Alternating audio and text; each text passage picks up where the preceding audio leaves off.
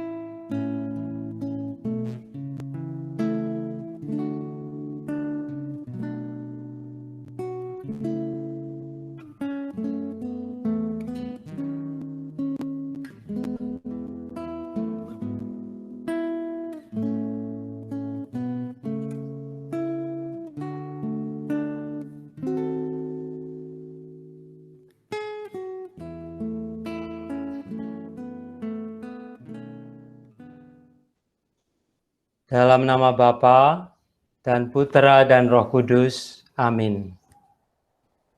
Ya Tuhan, kami berterima kasih bisa berkumpul kembali di hari ini, dan terlebih untuk semakin mendalami minggu ketiga, minggu sengsara, yang mulai hari Minggu mendatang ini kami secara liturgis, sakramental, kami akan merenungkannya. Bantulah kami sembari merenungkan semua, terutama hidupmu dan hari-hari terakhir hidupmu, kami makin bisa menerima kasih-Mu yang begitu besar, supaya kami menerima kehidupan baru yang Engkau terima di dalam kebangkitan karena karya Tuhan yang Maha Baik.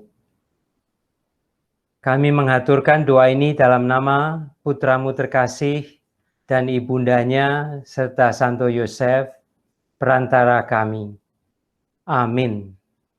Dalam nama Bapa, Putra, dan Roh Kudus. Amin. Saudari-saudara sekalian, kita masih di minggu ketiga. Tapi latihan doa hari ini saya mengambil dari cerita Emmaus. Dari Lukas bab 24. Tetapi saya mengusulkan kita mendekatinya dari perspektif minggu ketiga. yaitu kita mau semakin peka terhadap kesusahan, kehilangan, dan seperti tema hari ini, tantangan siapkah aku mati bersama Yesus yang mati bagiku. Atau mungkin lebih baik kita juga mengatakannya, apakah aku rela mati untuk orang yang mati mencintaiku, ya, memberikan hidupnya untukku sampai habis. Nah, catatan yang pertama, dua murid yang nanti akan kita kontemplasikan yang berjalan melarikan diri dari Yerusalem ke Emmaus sekitar 7 kilometer. Itu mereka memang melarikan diri dalam arti karena kesusahan yang mendalam, karena kehilangan Yesus. Mungkin juga karena malu, karena harapannya hancur. Mereka orang-orang yang dekat dengan Yesus, para murid Yesus, toh. Mereka orang-orang yang percaya kepada Yesus. Mereka yang menaruh pengharapan kepada Yesus. Tetapi sebagaimana kita kontemplasikan, kita baca dalam kitab suci, kok ujung-ujungnya meninggal sebagai orang yang betul-betul mau dihina begitu. Nah, meninggal sendiri, meninggal di salib, sudah pernah saya katakan, itu bagi orang Yahudi sesuatu yang tidak bisa dibayangkan. Kecuali kalau orang itu betul mengutuk Tuhan, tidak berkenan bagi Tuhan. Orang yang dihukum oleh Tuhan, itu akan seperti itu. Nah, makanya melihat Yesus yang wafat di salib, yang sedemikian porak-poranda, mereka susah memisahkan. Ya, terutama itu merasa ini ya ada mungkin atau kemungkinan besar dia itu dikutuk oleh Allah. Maka mereka melarikan diri, menenangkan diri. Mau menenangkan diri, nah, mungkin mau melupakan, ya, melupakan kesedihan itu. Memang di dalam pengalaman kita juga pengalaman kehilangan yang mendalam, kesedihan, pengalaman ditinggal, meninggal orang yang kita kasihi. Saya bolak-balik menyebut tentang ibu saya kira saya juga belum ikhlas sepenuhnya. Karena terlalu dalam, terlalu besar ruang yang ruang kehilangannya. Kehilangan demikian bisa membutakan manusia, bisa membuat manusia mati rasa. Nah, tetapi Emmaus mengingatkan kita, Yesus kok jalan bersama mereka. Yesus sudah berjalan mendengarkan, memperhatikan mereka. Dan Yesus pelan-pelan mulai bicara seperti mengetuk hati mereka. Mengingatkan mereka dengan kitab suci dan ditutup dengan kenangan perjamuan terakhir. Yang kedua, Matius 2 ayat 18. Saya mau kembali kepada kedukaan, kehilangan yang mendalam itu. Matius 2 itu tentang pembunuhan anak-anak. Karena Herodes kalap, yaitu gelap mata, karena tidak bisa menemukan dan membunuh Yesus, maka membunuh semua anak laki-laki seusia Yesus. Dan di situ kutipannya, rujukannya Yeremia 31:15. Di Rama terdengar tangis dan ratap yang amat sedih. Rachel menangisi anaknya dan tidak mau dihibur sebab mereka tidak ada lagi. Ungkapan pengalaman ditinggal yang sedemikian mendalam dan dikatakan tidak mau dihibur lagi. Ya, semua tertutup toh, karena kesedihan, kepahitan kehidupan, kepedihan kehidupan, karena pengalaman ditinggal orang yang dikasihi. 1 Korintus 1 ayat 18-19 sendiri mengatakan, pemberitaan tentang salib adalah kebodohan bagi mereka yang akan binasa, yang tidak bisa melihat lain ya, menabrak tembok kematian. Bagi yang diselamatkan, salib adalah kekuatan Allah. Rujukan kepada kitab Yesaya 29 ayat 14, Tuhan akan mengambil hikmat orang yang berhikmat, Tuhan akan mengambil kearifan orang bijak. Maksudnya dikatakan itu tindakan Allah, kebijaksanaan Allah tidak jarang sangat berbalikan dengan yang kemampuan kita berpikir, kebijaksanaan manusiawi kita. Catatan terakhir, umat Kristiani yang baru, saudari-saudara sekalian, adalah umat yang punya dua karakter, ya, sesuai dengan impian Yesus sendiri, yaitu Israel baru. Dua karakter yang pertama adalah pembaptisan. Pembaptisan tanda orang itu mau terbuka kepada Tuhan, mau kembali kepada Tuhan. Yang kedua adalah makan bersama, Ekaristi kalau zaman kita ini. Dan Yesus mengundang para murid untuk berekaristi, termasuk juga pendosa dan pemungut pajak, orang-orang yang dianggap pendosa. Jadi ekaristi adalah sungguh perjamuan yang sangat inklusif. Ya. Dan kita lihat hari ini dalam kontemplasi kita, orang yang sudah patah harapan, sudah gelap mata gara-gara itu kematian Yesus, ya toh. Orang yang melarikan diri, bahkan seperti mau melupakan masa lalu, karena Yesus sudah habis. Tidak ada harapan lagi. Nah, Tuhan di situ, dan Tuhan memanggil. Marilah kita latihan doa dulu.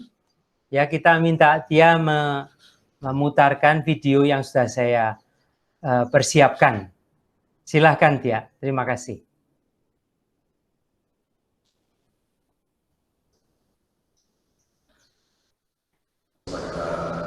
Saudari-saudara sekalian, marilah kita awali doa kita dalam nama Bapa dan Putra dan Roh Kudus. Amin. Saudari-saudara sekalian, marilah kita mengkontemplasikan peristiwa Emmaus yang mengingatkan pada kita bahwa Yesus selalu ada di dalam perjalanan hidup kita. Mengingatkan pada kita bahwa Yesus menceritakan kembali kitab suci di dalam kehidupan kita melalui suaranya di dalam hati kita dan menjadi kenyataan dalam kehidupan kita sehari-hari. Marilah kita pula mengingat bahwa Emmaus adalah Yesus yang mengajak kita untuk merawat memori yang memberi kehidupan. Yesus yang membangkitkan kita dari semua kelesuan dan kematian-kematian di dunia kita ini. Marilah kita bersama Yesus mengikuti kontemplasi ini. Pembacaan dari Injil Lukas 24 ayat 13 sampai 35. Pada hari itu juga dua orang murid-murid Yesus pergi ke sebuah kampung bernama Emmaus yang terletak kira-kira 7 mil jauhnya dari Yerusalem. Dan mereka bercakap-cakap tentang segala sesuatu yang telah terjadi. Ketika mereka sedang bercakap-cakap dan bertukar pikiran, datanglah Yesus sendiri mendekati mereka, lalu berjalan bersama-sama dengan mereka. Tetapi ada sesuatu yang menghalangi mata mereka, sehingga mereka tidak dapat mengenal Dia. Yesus berkata kepada mereka, "Apakah yang kamu percakapkan sementara kamu berjalan?" Yesus berkata kepada mereka, Hai kamu orang bodoh, betapa lambannya hatimu, sehingga kamu tidak percaya segala sesuatu yang telah dikatakan para nabi. Bukankah Mesias harus menderita semuanya itu untuk masuk ke dalam kemuliaannya? Lalu ia menjelaskan kepada mereka apa yang tertulis tentang dia dalam seluruh kitab suci, mulai dari kitab-kitab Musa dan segala kitab nabi-nabi.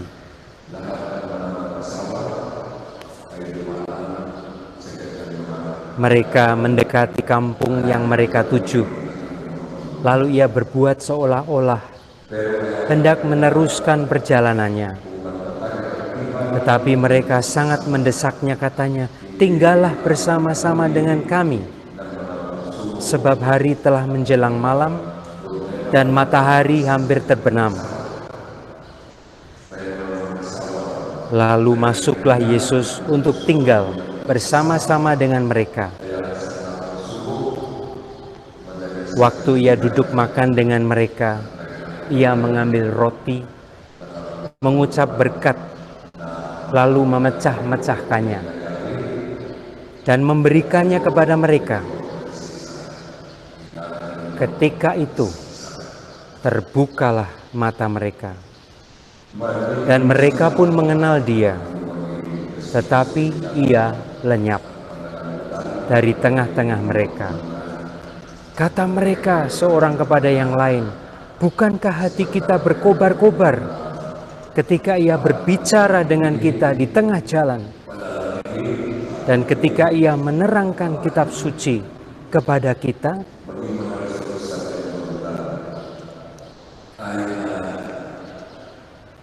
Demikianlah sabda Tuhan.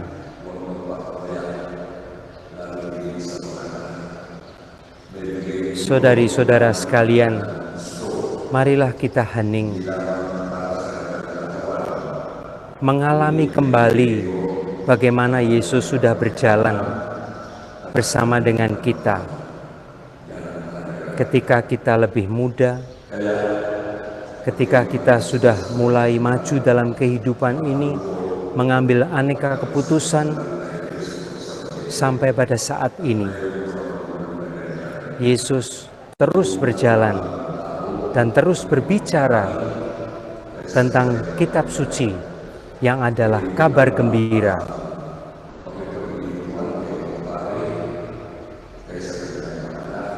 Marilah kita merasa-rasakan, mengenalinya kembali dengan bersyukur bahwa Yesus senantiasa beserta kita.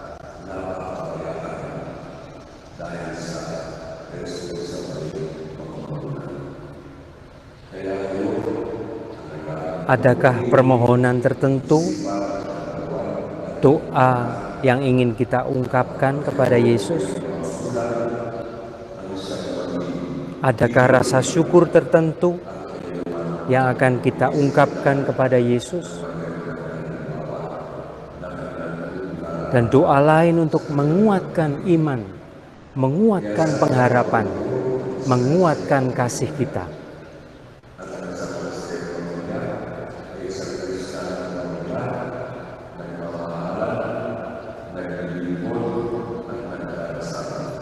Dengan doa Yesus, kita akhiri kontemplasi Emmaus ini.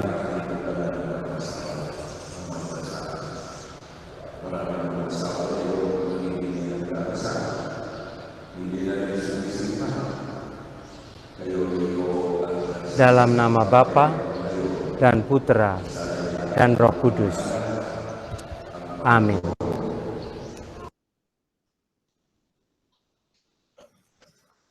Saudara-saudari sekalian, video itu memang saya buat di belakang sebuah gereja sekitar 2 jam dari sini karena ada lukisan-lukisan jalan salib. Tapi sementara itu ada misa, maka kalian juga mendengar suara romonya dalam bahasa sini. Mudah-mudahan juga seperti melambangkan itu suara yang menemani kita, suara Tuhan. Saudari-saudara sekalian, Yesus disebut Emmanuel, Tuhan beserta kita. Maka lagu tema kita dari awal sampai hari ini, Tuhan yang menemani kita. Kisah Emmaus mengingatkan kita, terutama ketika orang sungguh sedang patah hati, orang gelap kehidupannya, kehilangan pengharapan, imannya menjadi kacau balau sesudah kematian Yesus, kematian pengharapan, kematian masa depan, kematian orang yang dekat. Kan Yesus juga memanggil para murid untuk menjadi sahabat yang dekat, ya. Tidak sekedar orang begitu saja, tapi sahabat dan relasi yang dekat ini sampai Yesus memberikan hidupnya. Yang poin berikutnya saya ingin menyebutkan, misalnya dari Injil Yohanes ayat bab 20. Mengingatkan kita, seperti kata malaikat kepada Maria Magdalena, "Ibu, mengapa engkau menangis?" Maria Magdalena, orang yang begitu mencintai Yesus karena pengampunan, itu juga mencari, mau ketemu Yesus sesudah kematian, sesudah penguburan. Tetapi kitab suci mengatakan, "Ibu, mengapa engkau mencari orang Yesus yang sudah hidup di dunia orang mati?" Yang mau dikatakan, ibu salah alamat. Lalu ketika ayat 14, bab 20 ayat 14 Injil Yohanes, dia melihat orang itu. Tetapi dikatakan, dia tidak menyadari bahwa itu Yesus. Lalu ayat berikutnya mengatakan malah dikira tukang kebun. Nah, ini mengingatkan kepada kita, kadang-kadang Tuhan hadir tetapi kita tidak menyangka. Tuhan beserta kita tetapi karena pikiran pengharapan kita yang lain, kita tidak bisa mengenal. Tuhan akan membantu. Ya, Yesus mengatakan kan akhirnya kepada Maria Magdalena, "Maria," panggilan intim, lalu tahu, guru, kok ternyata engkau. Markus bab 16, di akhir Injil Markus bab 16 itu, ayat 9 dan seterusnya. Dikatakan Yesus menampakkan diri dalam rupa yang lain kepada murid-murid.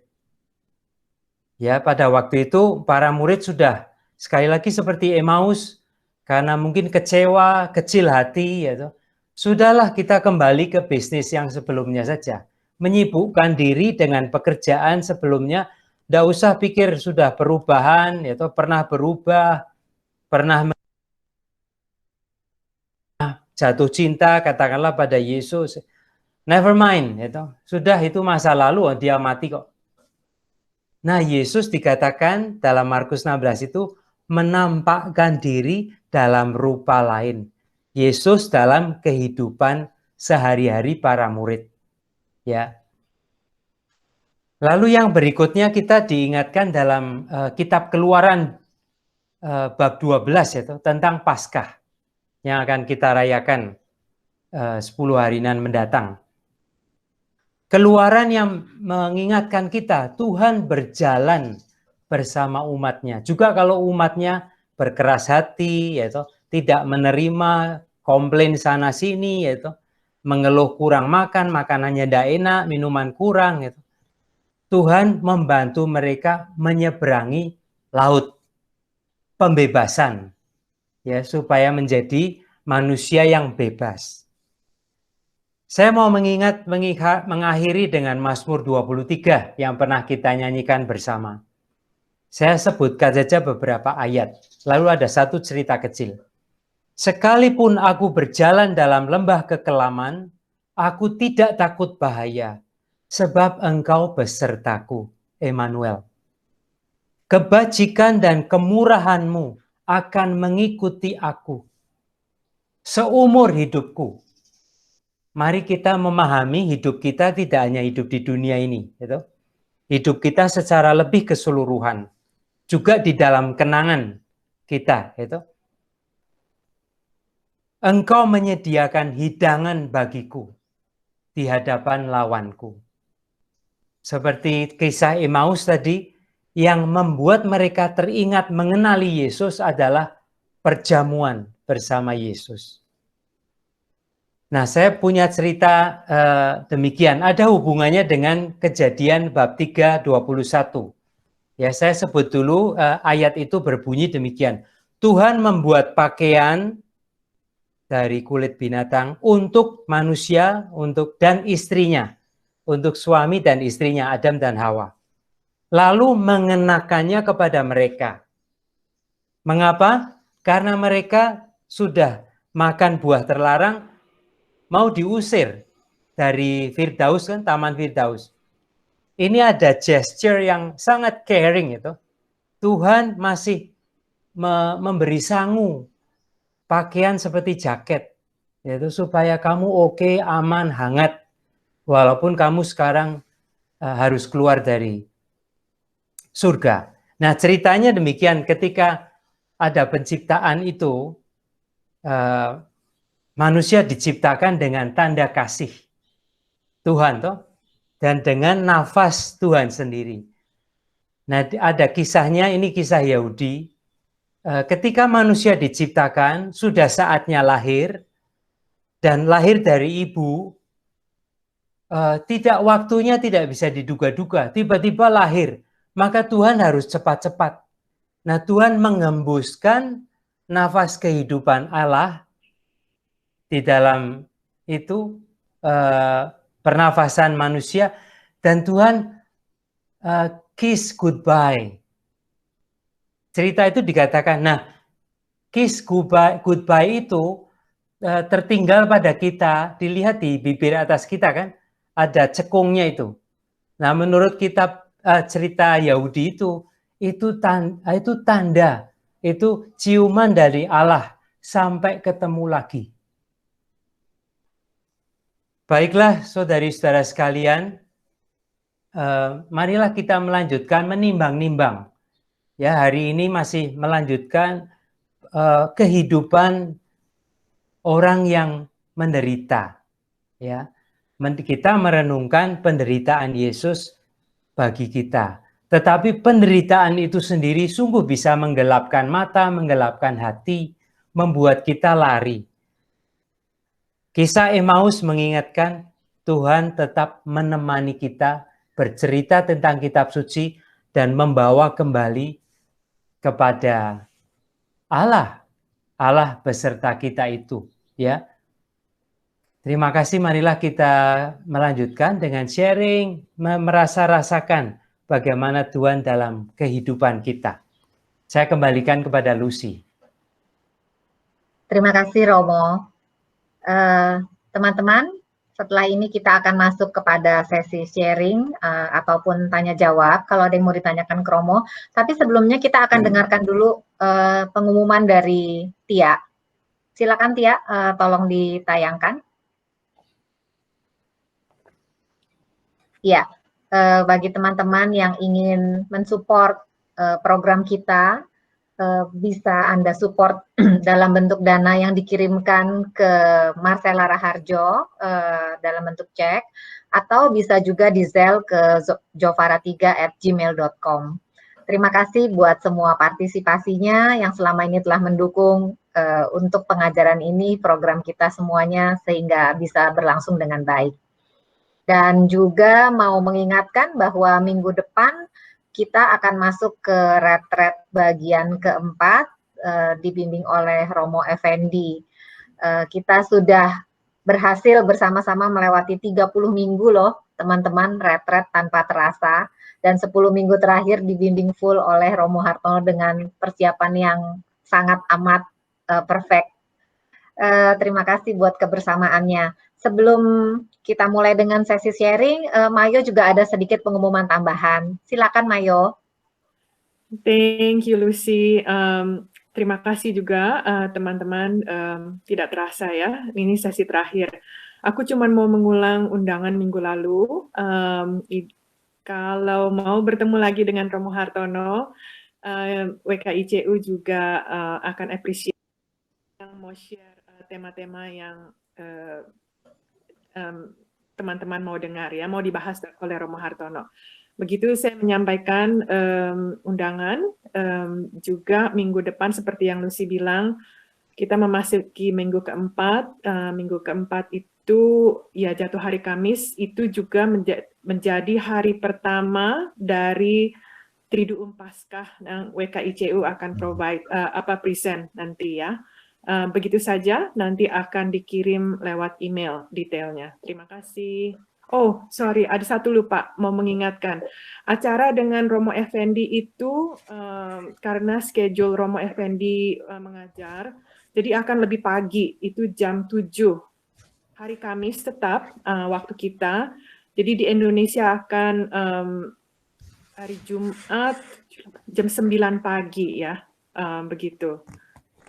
Oke, terima kasih Lucy, begitu saja. Ya, thank you Mayo. Jadi mulai minggu depan sampai 8 minggu berturut-turut kita akan mulai jam 7 untuk pengajaran dengan Romo Effendi ya. Dan juga mau mengingatkan karena hari ini adalah hari sesi terakhir, Romo Hartono memberikan bonus waktu buat kita semua. Terakhir nanti akan ada lagu yang dipersembahkan spesial oleh Bancung buat kita. Jadi stay tune sampai terakhir. Dengarkan lagu Tenanglah Kini Hatiku dan kemudian minta tolong Romo untuk tutup dengan doa dan beri berkat kepada kita semua. Sebelumnya terima kasih banyak kepada Romo Hartono yang sudah membimbing kita dengan setia selama 10 minggu dengan persiapan yang benar-benar total. Dari pertama saya lihat, wow, Romo Hartono benar-benar thorough mempersiapkan buat kita. Terima kasih banyak.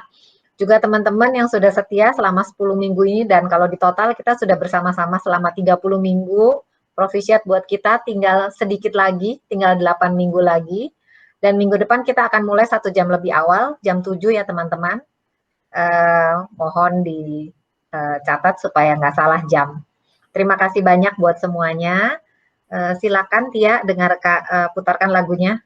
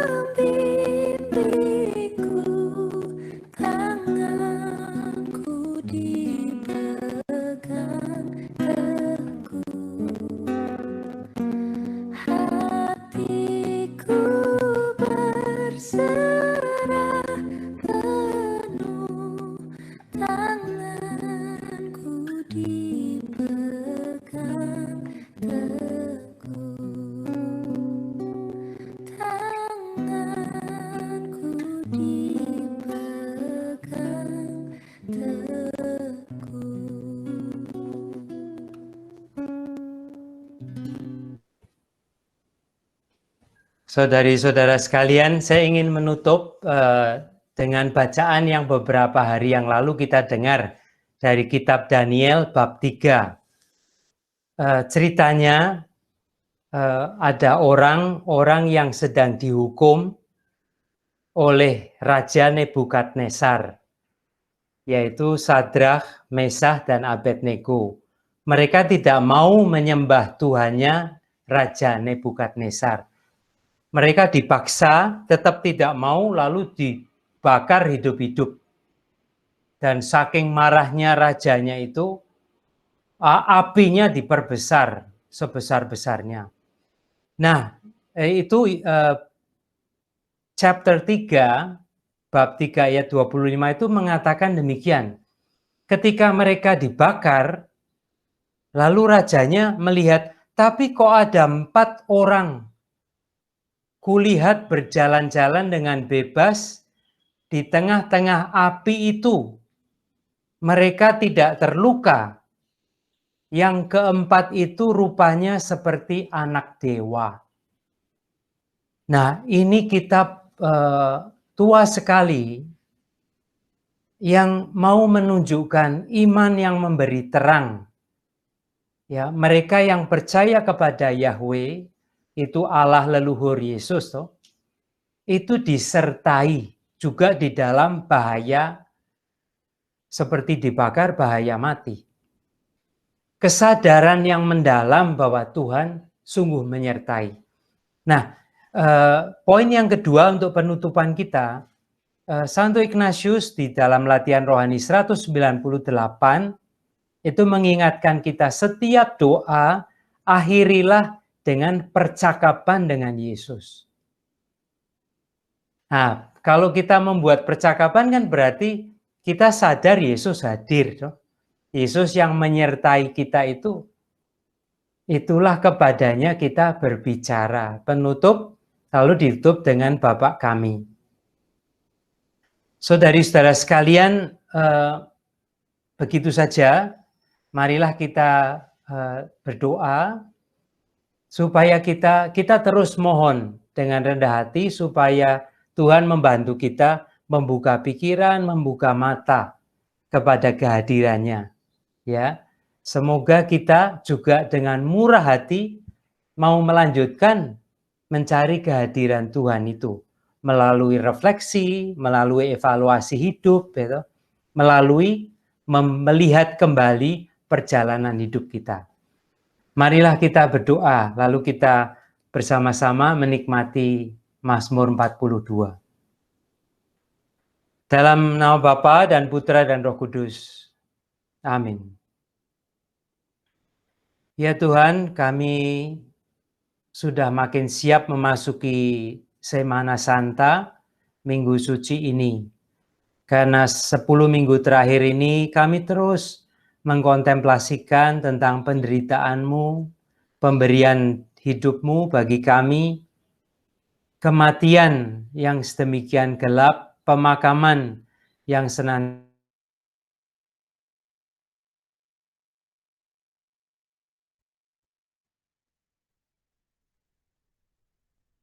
Engkau yang selalu, ya Tuhan, kami ingin bersyukur di akhir latihan rohani minggu ketiga ini, bahwa Engkau terus mendampingi kami, menyertai kami, menemani kami, juga ketika kami rasanya mau melarikan diri saja. Bantulah kami bersama komunitas supaya terus saling mendukung di dalam keluarga, saling menyemangati, supaya kami makin bisa bersyukur, karena Engkau adalah Allah beserta kami. Kami haturkan doa ini dalam nama Putra-Mu, Tuhan kami Yesus Kristus. Amin. Marilah kita mohon berkat Tuhan. Tuhan beserta kita, sekarang dan selama-lamanya. Semoga kita sekalian dan orang-orang yang kita cintai, keluarga, dan teman-teman kita diberkati, dilindungi, dan dibimbing oleh Allah dalam nama Bapa, Putra, dan Roh Kudus. Amin. Amin. Terima kasih. Marilah kita mendengarkan. Saya lupa melodinya, Bancung. Sudah 97. Saya seperti apa? Bikin lagu ini syairnya diambil dari Bible versi ya, nggak dirubah banyak. cuma di-adjust sedikit gitu. Jadi katanya asli. Saya tersentuh sama satu kata-kata ya. Di sini Romo, why are you downcast, oh my soul? Jadi seakan-akan jiwa saya ngasih nasihat ke soul saya gitu. Why do you disturb within me? Si badinya bilang ke soulnya gitu. Put your heart in God, and I will yet praise Him. He is my Savior, He is my God. Jadi ini lagunya pendek ya. Yang belakangnya saya ulang-ulang terus itu. Biasanya diulang dari biasa sampai tinggi-tinggi, cuman suara saya udah nggak nyampe lagi. Dulu bisa mungkin Betty sama Jenny someday yang mesti nyanyi lagu ini. Lagunya gini ya. Every day I thirst for you, Lord, like the deer that longs for the water. My heart is longing for you. When can I come to see your face? Every day I'm looking for you. Every day my songs cry for you. My tears have been my food days and nights. Some people say to me, where is your God? Why are you downcast, oh my soul? Why so disturbed within me? Put your hope in God, and I will address Him. He is my Savior, He is my God. Why are you downcast, oh my soul, oh my soul? Why so disturbed within me?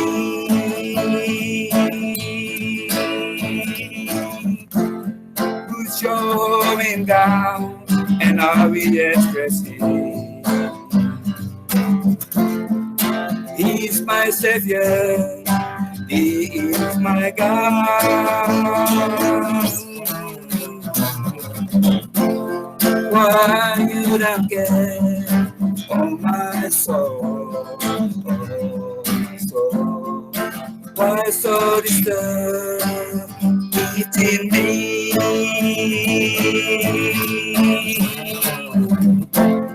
Put your hope in God, and I will express Him. He is my Savior, He is my God.